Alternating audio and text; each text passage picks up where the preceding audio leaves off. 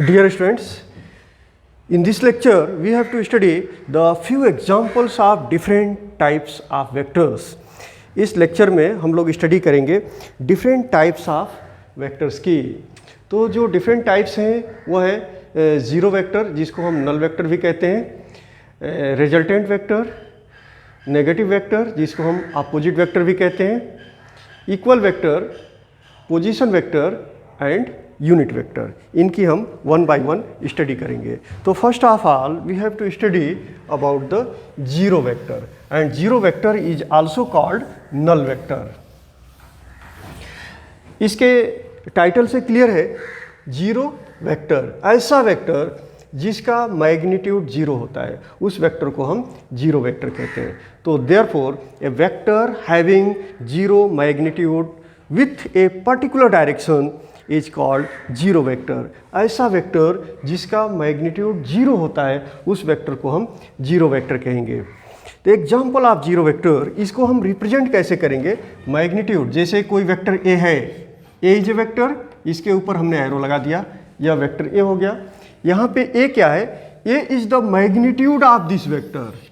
ए इसका मैग्नीट्यूड है जिसको हम ऐसे भी रिप्रेजेंट कर सकते हैं, या एरो हटा देंगे तो भी हम रिप्रेजेंट कर सकते हैं। इसी तरह से जब वेक्टर का मैग्नीट्यूड जीरो है तो उसको हम कैसे रिप्रेजेंट करेंगे? तो इसको हम इस तरह से रिप्रेजेंट करेंगे, because magnitude is zero. Example of zero vector और null vector, a velocity vector of stationary object. Suppose that कोई ऑब्जेक्ट है जो मूव नहीं कर रहा है।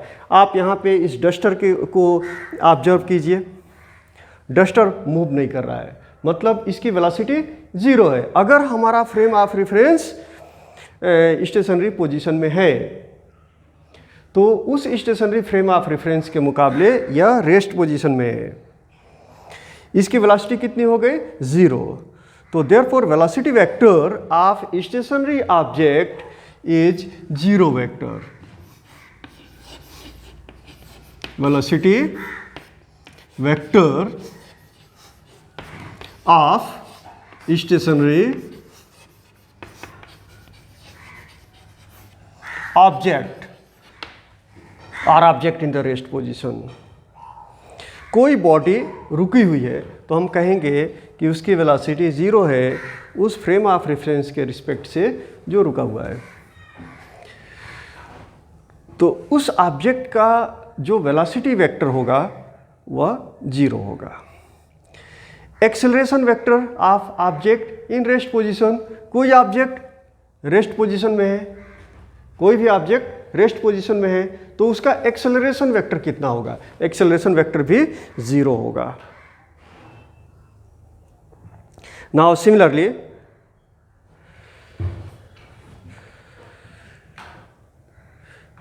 हमने कोई भी एग्जांपल लिया,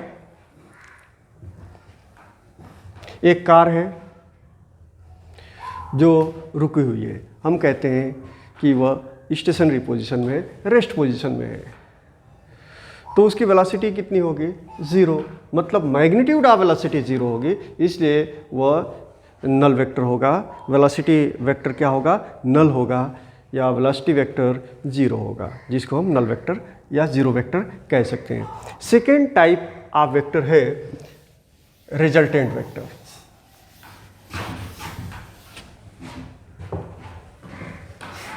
B is resultant vector.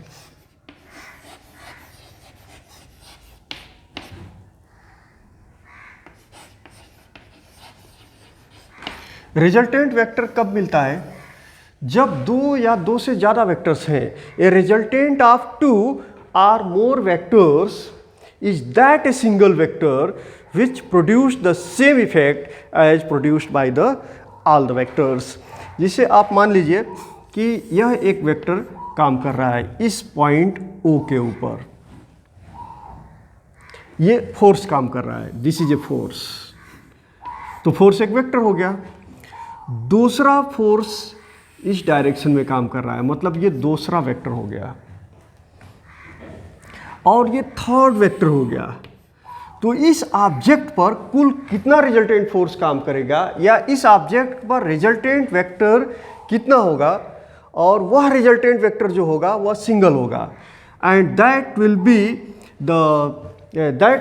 B A single vector which produced the same effect as produced by all these vectors. Clear? Suppose that यहाँ पे दो ही वेक्टर्स हैं, तो ये दोनों वेक्टर इस ऑब्जेक्ट के ऊपर जो इफेक्ट प्रोड्यूस करेंगे उतना एक सिंगल वेक्टर इफेक्ट प्रोड्यूस करेगा, जिसको हम रिजल्टेंट वेक्टर बोलेंगे. तो therefore the definition of resultant vector is the resultant of two or more vectors is that a single vector which produced same effect as produced by the vectors together. जैसे एक object है, इस पे 5 Newton का force apply किया गया, 5 Newton का force apply किया गया, और इसी ऑब्जेक्ट के ऊपर एक दूसरा फोर्स इसी डायरेक्शन में अप्लाई कर दिया गया, और वो अप्लाई किया 10 न्यूटन का. तो ये दोनों फोर्सेस अलग अलग हैं, एक फोर्स है 5 न्यूटन का और दूसरा फोर्स है 10 न्यूटन का, लेकिन जो रिजल्टेंट फोर्स होगा वो कितना होगा, जो रिजल्टेंट फोर्स होगा वह 15 न्यूटन का होगा, और वह 15 न्यूटन का जो फोर्स है उसमें ये दोनों फोर्सेस का इफेक्ट आ जाएगा, 5 न्यूटन का फोर्स का इफेक्ट भी रहेगा और 10 न्यूटन के फोर्स का इफेक्ट भी रहेगा. इसी तरह से आप मान लीजिए कि एक और फोर्स अप्लाई कर दिया गया 2 न्यूटन का, तो एक सिंगल जो फोर्स होगा उसको हम रिजल्टेंट फोर्स कहेंगे, और उस पर ये तीनों फोर्सेस का कंबाइंड इफेक्ट होगा, और डायरेक्शन एक ही डायरेक्शन होगा. तो combined effect of all the forces will be 2 Newton, 5 Newton and 10 Newton. तो टोटल फोर्स कितना हो जाएगा 17, अगर ये तीनों सेम डायरेक्शन में है तो. इसी तरह से अगर एक फोर्स 2 न्यूटन का यहाँ अप्लाई किया और इधर 10 न्यूटन का अप्लाई किया, ये दो फोर्सेस अप्लाई किया, तो इन दोनों फोर्सेस का जो रिजल्टेंट होगा वह एक पर्टिकुलर डायरेक्शन में होगा, और उन दोनों फोर्सेस का जो कॉमन इफेक्ट होगा वह एक सिंगल वेक्टर या सिंगल फोर्स से रिप्रेजेंट किया जाएगा यहाँ पे, और वह रिजल्टेंट वेक्टर होगा. तो what is the resultant vector? A resultant of 2 or more vectors is that single vector which produced the same effect as produced by the vectors together. Next type of vector है negative vector, जिसको हम opposite vector भी बोलते हैं. C is negative vector.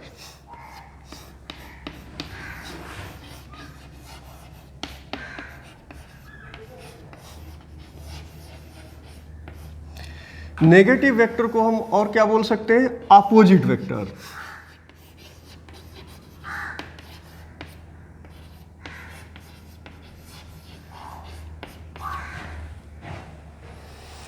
Negative vector of a given vector is a vector of same magnitude but opposite in direction to that of the given vector. मान लीजिए कि एक वेक्टर दिया गया है A, राइट, वेक्टर A, और इसका direction represent किया जाएगा इस एरो से. मतलब कि वेक्टर A का मैग्नीट्यूड कितना है? A है, और यह मैग्नीट्यूड किससे रिप्रेजेंट किया जाएगा? This magnitude will be represented by length of this line.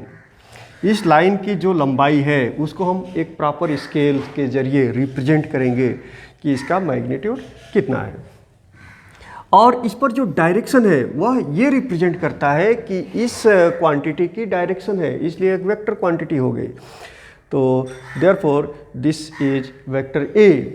अगर हमने इतनी ही लंबी लाइन और इसके पैरेलल ड्रा कर लिया, ठीक इसके पैरेलल, और इसके डायरेक्शन को अपोजिट कर दिया, जिधर इसका टेल है उधर हमने हेड बना दिया, और जिधर इसका हेड था उधर हमने टेल बना दिया, मतलब कि डायरेक्शन को हमने रिवर्स कर दिया, अपोजिट कर दिया, तो ये बन गया वेक्टर B. अब वेक्टर A और वेक्टर B दोनों का मैग्नीट्यूड तो सेम है. B का मैग्नीट्यूड, एरो हटा देंगे तो यहाँ पे ए और बी दोनों का मैग्नीट्यूड बराबर है, लेकिन डिफरेंट क्या है, डिफरेंस जो है वह इनके डायरेक्शंस का है। इसका डायरेक्शन टुवर्ड्स राइट है, इसका डायरेक्शन टुवर्ड्स लेफ्ट है, मतलब दोनों के डायरेक्शन एक दूसरे के अपोजिट है। तो ऐसे वेक्टर को हम अपोजिट वेक्टर बोलते हैं, जिसमें ऐसे वेक्टर को हम अपोजिट वेक्टर बोलेंगे जो ए vector negative vector of a given vector is a vector of same magnitude but in opposite directions। तो इन दोनों वेक्टर्स का मैग्नीट्यूड तो सेम है लेकिन डायरेक्शन एक दूसरे के अपोजिट है। तो इसको मैथमेटिकल फॉर्म में अगर हमें लिखना रहे तो हम लिख सकते हैं vector A is equal to minus vector B, या ऐसे भी लिख सकते हैं vector B is equal to minus of vector A, मतलब वेक्टर ए वेक्टर बी का अपोजिट है, या इसको नेगेटिव बोलेंगे, या वेक्टर बी वेक्टर ए का अपोजिट है या नेगेटिव है। नेक्स्ट टाइप ऑफ वेक्टर है equal vector.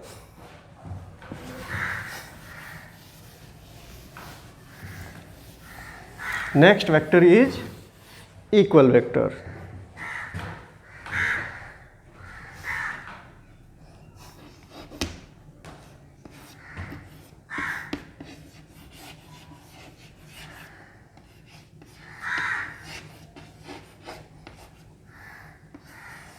It is very clear from this heading.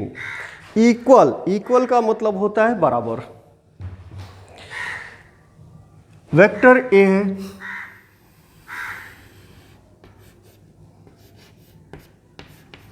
अगर आपको इसके एग्जैक्टली इक्वल दूसरा वेक्टर ड्रा करना है तो क्या करेंगे, दूसरे वेक्टर का मैग्नीट्यूड उतना ही होना चाहिए जितना पहले वेक्टर का है, और दूसरे वेक्टर का डायरेक्शन वही होना चाहिए जो पहले वेक्टर का है। तो मतलब इसके इक्वल मैग्नीट्यूड और डायरेक्शन का हम दूसरा वेक्टर ड्रा करेंगे और उस वेक्टर को हम बोलेंगे इक्वल वेक्टर। तो यहाँ पे दोनों ही वेक्टर्स बराबर दिख रहे हैं मैग्नीट्यूड और डायरेक्शन में भी, और ये इसलिए बराबर है if the two vectors having the same magnitudes and directions the vectors are said to be equal vector. तो in this diagram vector A is equal to that of vector B। तो एक बार और सुने, इक्वल वेक्टर किसको बोलेंगे, ऐसे vectors जिनका magnitude और डायरेक्शन इक्वल होता है, ऐसे वेक्टर्स को हम इक्वल वेक्टर कहते हैं। Next is position vector.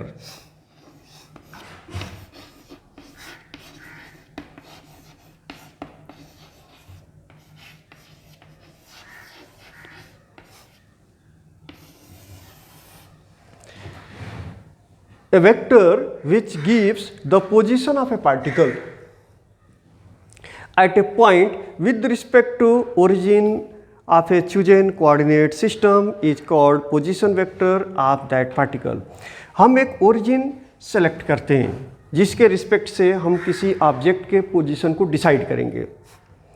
जैसे मान लीजिए इस क्लासरूम में मेरी पोजीशन क्या है, मैं यहाँ पे खड़ा हूँ, लेकिन इस पॉइंट जहाँ पे मैं खड़ा हूँ वह किसी पॉइंट के रिस्पेक्ट से हम डिसाइड करेंगे कहाँ पे है।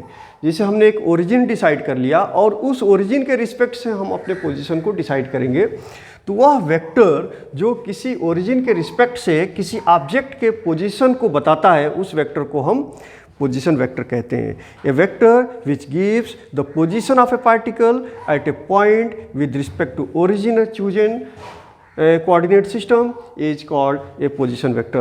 Now here suppose that there are two coordinates, you know this is a x coordinate, ये हो गया x coordinate और ये हो गया y coordinate, और x और y coordinate जहाँ पे कट करेंगे इसको हम बोलते हैं origin। This is called origin। और आपको मालूम है कि ओरिजिन का कोऑर्डिनेट होता है 0 0, x coordinate is also 0 and y coordinate is also 0 इन, और ये कौन सा डायमेंशन हो गया, 2 डायमेंशन। अब यहाँ पे कोई ऑब्जेक्ट यहाँ पे सिचुएटेड है, here the object is situated, तो उसका पोजीशन वेक्टर हम कैसे ड्रा करेंगे? ओरिजिन से उस पॉइंट तक हम लाइन ड्रा कर देंगे, एक वेक्टर ड्रा कर देंगे। ओरिजिन से उस पॉइंट तक हम एक वेक्टर ड्रा कर देंगे और यही होगा इस पॉइंट का पोजीशन वेक्टर। तो here if this magnitude of this line, इसकी लाइन की लंबाई हो गई r और इसका डायरेक्शन इस एरो में होगा। डायरेक्शन पोजीशन वेक्टर का क्या होता है? Direction of the position vector is from origin to the position of the particle. यहाँ पार्टिकल की पोजीशन P पे है, तो डायरेक्शन ऑफ पोजीशन वेक्टर होगा ओरिजिन से P पॉइंट के तरफ, और मैग्नीट्यूड कितना होगा? ओरिजिन से उस पॉइंट तक के बीच का जो डिस्टेंस होगा वह उस पोजीशन वेक्टर का मैग्नीट्यूड होगा, जिसको हम प्रॉपर यूनिट से रिप्रेजेंट करते हैं। तो सिंपली आप डेफिनेशन ऐसे समझ सकते हैं, the vector drawn from the origin to the position of a particle is called position vector. ऐसे ही हम पोजीशन वेक्टर ड्रा करते हैं। जैसे सपोज दैट एक पार्टिकल है जो सर्कुलर मोशन परफॉर्म कर रहा है, ए particle is performing a circular motion and here centre of a circular path is given and particle is moving like this. So at any instant of time the particle is located here at point A. Then what is the position vector of the particle? Position vector will be OA. O से A के तरफ हम position vector draw करेंगे, तो ये हमको position vector मिल जाएगा। अगर रेडियस r है तो पोजीशन वेक्टर R लिख के एरो लगा लेंगे। और अगर पार्टिकल यहाँ पे आ गया, यहाँ पे, तो पोजीशन वेक्टर कितनी होगी? यहाँ पे एक आप लाइन ड्रा करो, the position vector drawn from the centre of the circular path because that is our origin to the position of the particle, तो therefore this is the position vector here. अगर particle कुछ time के बाद यहाँ पे आ गया, A के बाद B पे आया, फिर C पे आया, तो पोजीशन वेक्टर क्या होगा हमारा? पोजीशन वेक्टर होगा जिसको हमने ओरिजिन लिया है और ओरिजिन हमने इस सेंटर को लिया है, तो ओरिजिन से इस पॉइंट को मिला देंगे और ये हो जाएगा हमारा पोजीशन वेक्टर, और डायरेक्शन होगा O से इस पॉइंट C के तरफ। तो now in this way you can find the position vector. तो इस पोजीशन वेक्टर R को हम ऐसे भी लिख सकते हैं, R is equal to vector OP।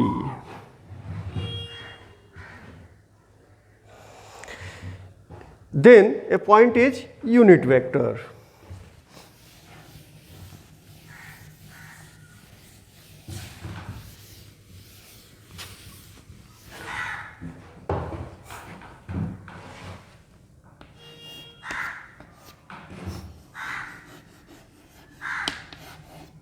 Unit vector.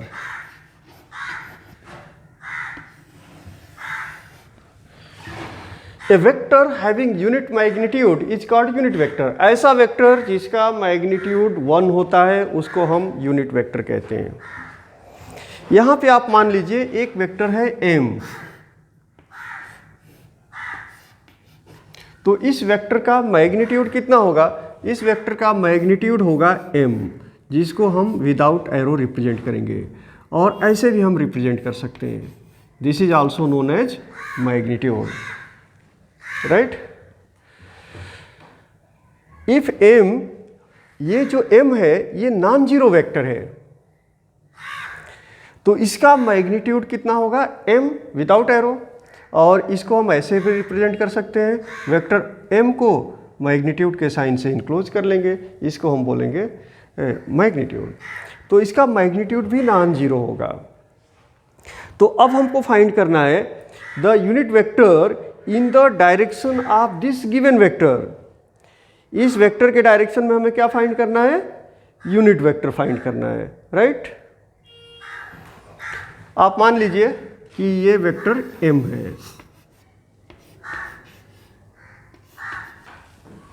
अगर हमने लिखा कि m is equal to vector m, तो क्या एक्सप्रेशन राइट है? नहीं है, इसलिए कि लेफ्ट हैंड साइड में हमने स्केलर लिखा और राइट हैंड साइड में हमने वेक्टर लिखा। लेकिन इस वेक्टर का मैग्नीट्यूड, वेक्टर m का मैग्नीट्यूड तो m ही है। लेफ्ट हैंड साइड और राइट हैंड साइड में क्या है जो डिसबैलेंस कर रहा है? तो लेफ्ट हैंड साइड में डायरेक्शन नहीं है और राइट हैंड साइड में डायरेक्शन है। तो इसको बैलेंस करने के लिए हमने क्या किया, एक यूनिट वेक्टर सेलेक्ट किया,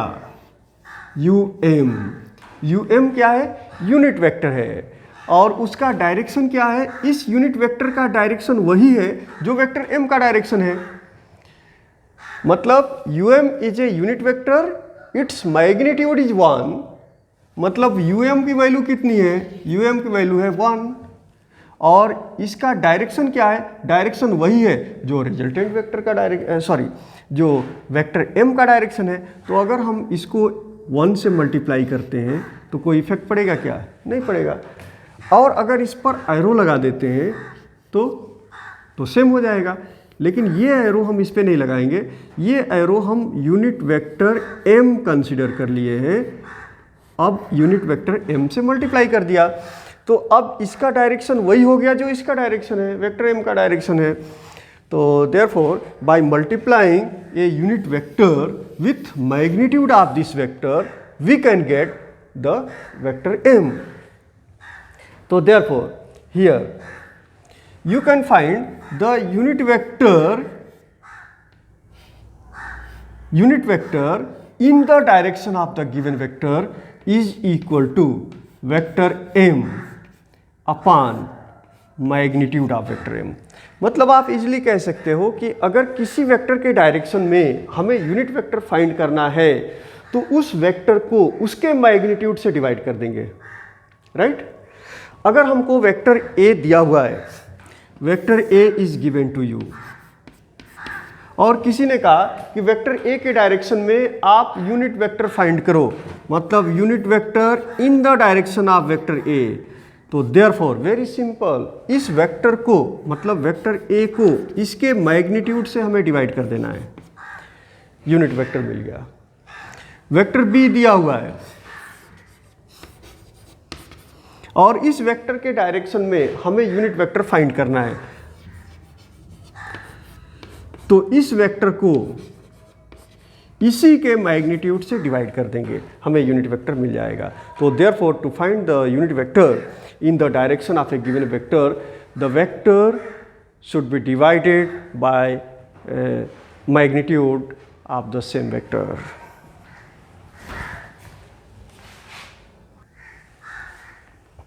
Now let us find the unit vectors along x-axis, y-axis and z-axis.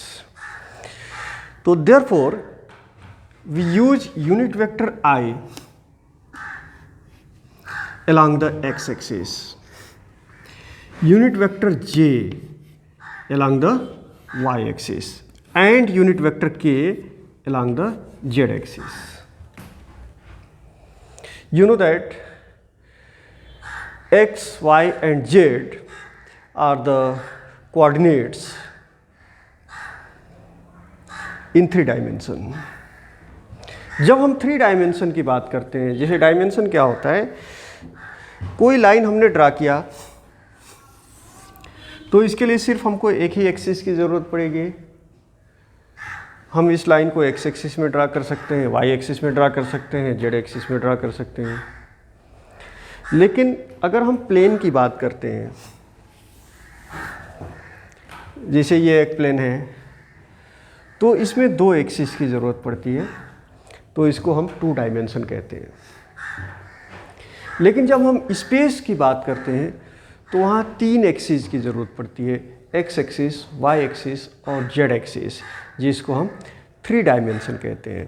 तो x एक्सिस, y एक्सिस और z एक्सिस, यहाँ पे हमने सेलेक्ट कर लिया, यूज किया कि x एक्सिस के डायरेक्शन में जो हमारा यूनिट वेक्टर है वह i है, और y एक्सिस के डायरेक्शन में जो हमारा यूनिट वेक्टर है वो j है, और z एक्सिस के डायरेक्शन में हमारा यूनिट वेक्टर क्या है, k है। तो therefore you can write here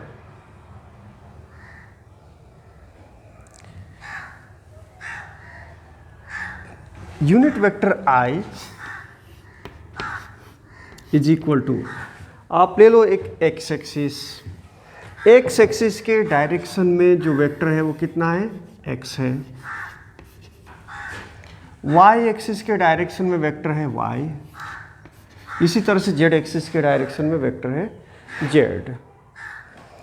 तो x एक्सिस के डायरेक्शन में यूनिट वेक्टर कितना होगा, x एक्सिस के डायरेक्शन में हमने यूनिट वेक्टर ले लिया है i, तो यह यूनिट वेक्टर i होगा। इस वेक्टर को हम इसी के मैग्नीट्यूड से डिवाइड कर देंगे, तो यूनिट वेक्टर i हो गया। ऐसे ही unit vector j along the y axis कितना होगा, y एक्सिस के डायरेक्शन में जो हमारा वेक्टर है वो है y, तो j is equal to vector y upon y। इसी तरह से z एक्सिस है, z एक्सिस के डायरेक्शन में हमारा वेक्टर कितना है, z है, तो हमारा यूनिट वेक्टर उस डायरेक्शन में कितना होगा, vector z upon z। In this way, we can find the unit vector along x-axis, y-axis and z-axis. So here, x, y and z are the vectors along x-axis, y is the vector along the y-axis and z is the vector along z-axis. So therefore, unit vector along the x-axis will be I is equal to x upon x. Unit vector j along the y-axis will be vector y upon y. And unit vector k along the z-axis will be vector z upon z. Now the next content of this topic will be in the next lecture. Thank you.